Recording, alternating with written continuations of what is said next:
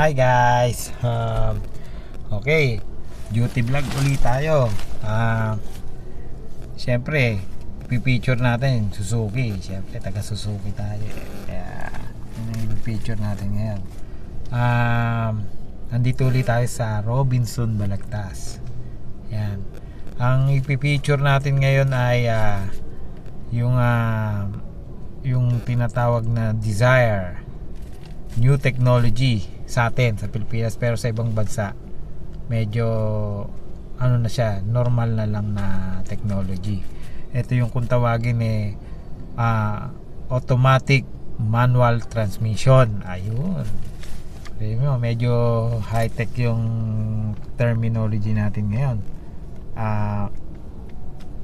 Sa Suzuki kung tawagin siya yung AGS. Yan, auto gear shift.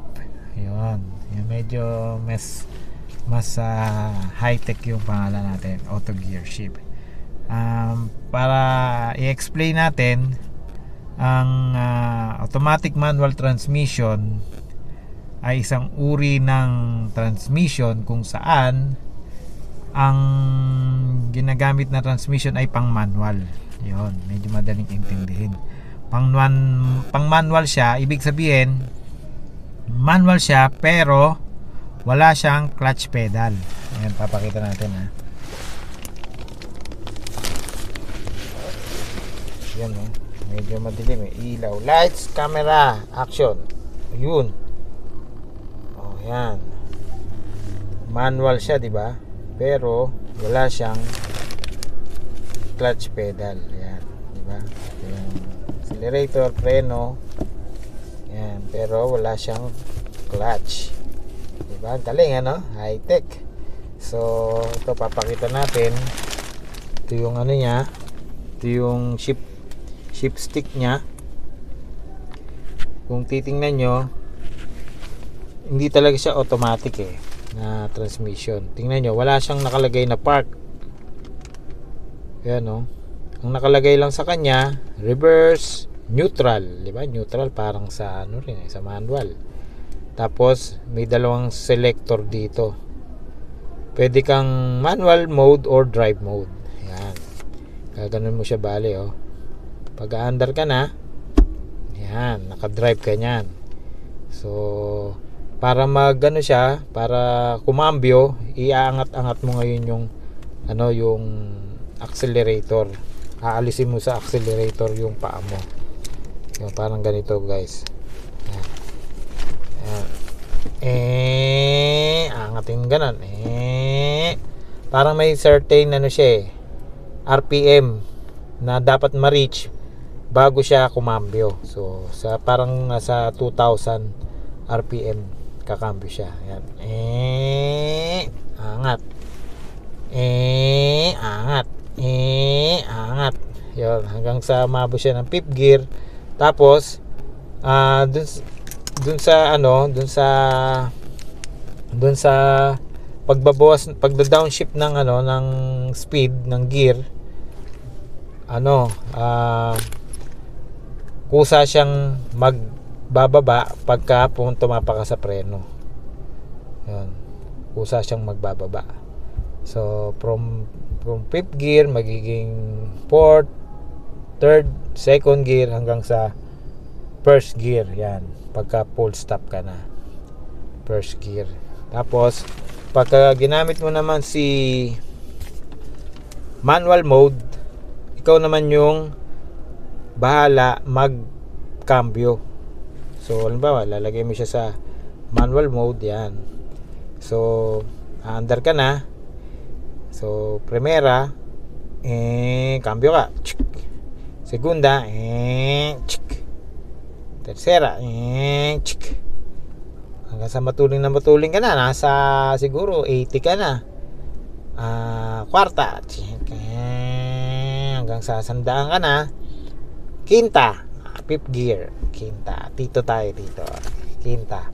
Tapos pagka naman magda-downshift ka, it's either ikaw ang mag-downshift manually, minus, ganyan, minus, or kung hindi mo magamit yan, nag-brake ka, hindi mo ginamit na mag-downshift, si AGS na yung bahalang magbaba ng cambio, mag-downshift. Siya na yung bahala. So, walang problema. Kung makalimutan mo na mag-downshift, siya na yung bahala. Pero yung pag-angat, pag-upshift, pag-change ng gear, ikaw ang bahala pagka nasa manual ka. Yun. So, kadalasan ginagamit yung manual mode kapag ka nasa open road, mga highway kung tawagin, yung NLEX, super magsusuper kayo, parang gano'n. Yung mga tollway kung tawagin, mga maluluwag na kalsada, yan masarap gamitin si manual mode kasi mas feel mo yung yung pagdadrive, mas smooth yung pasok ng mga cambio, mas smooth siya kumpara dun sa naka-drive mode ka tapos open, medyo hindi mo ma-anticipate yung yung shift shock, ganun ka, parang nilalaro mo yung yung paa mo, yung aalis-alisin mo, hindi ka mukha nung sa manual mode. Sa manual mode yan, ikaw na bahala, cambio ka ganyan, plus, yan. Down, ganyan.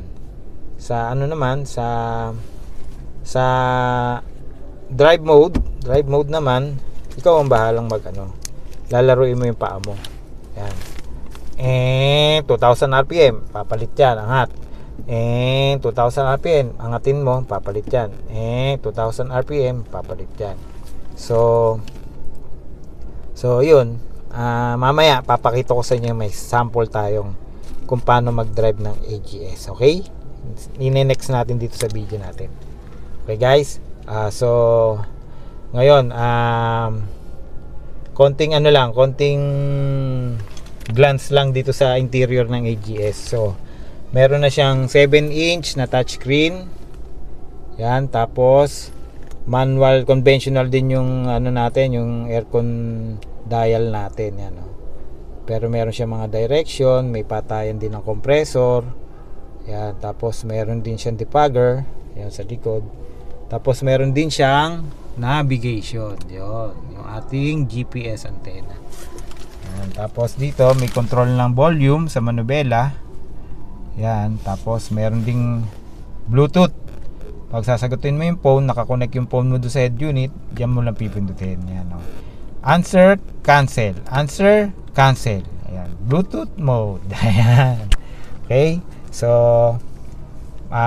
yung naman, yung exterior, bago na yung mga niya, ito, papakita natin.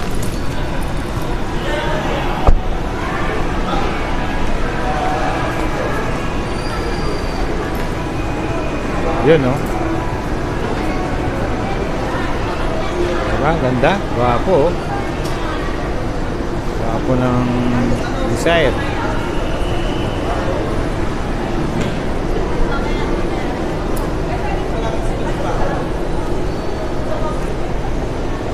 Yun.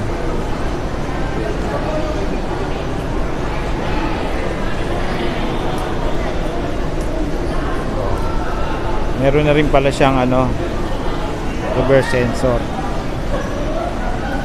Reverse sensor na rin yan. Reverse sensor. Yung trunk, malaki rin yung trunk niyan. Open natin yung trunk.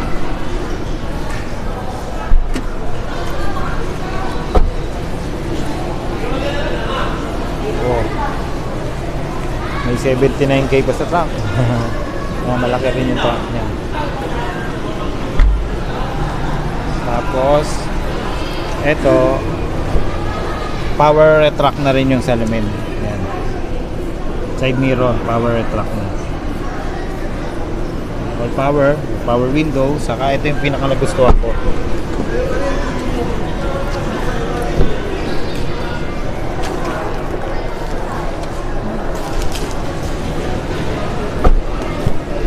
Meron siyang aircon vent sa likod.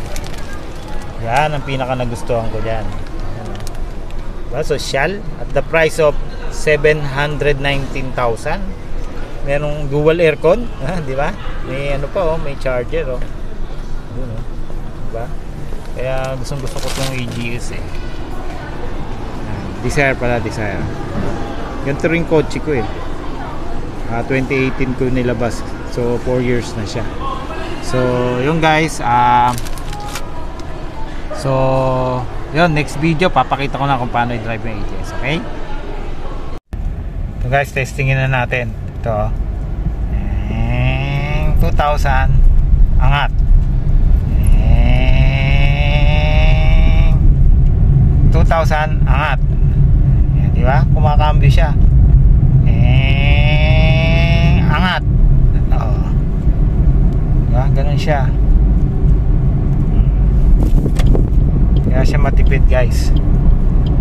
So ayan yung takbo natin.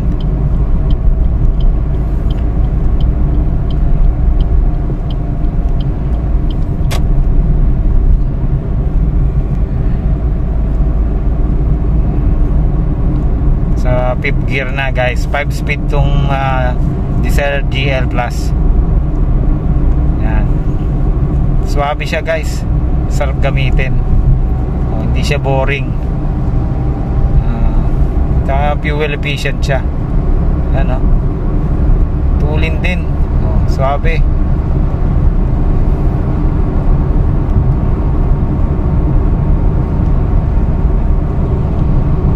So guys, yun lang guys.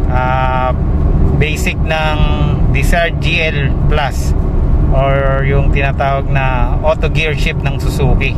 And basic ano lang, basic knowledge na i-share natin. So yun lang guys, dadrive lang ako. Okay, bye guys.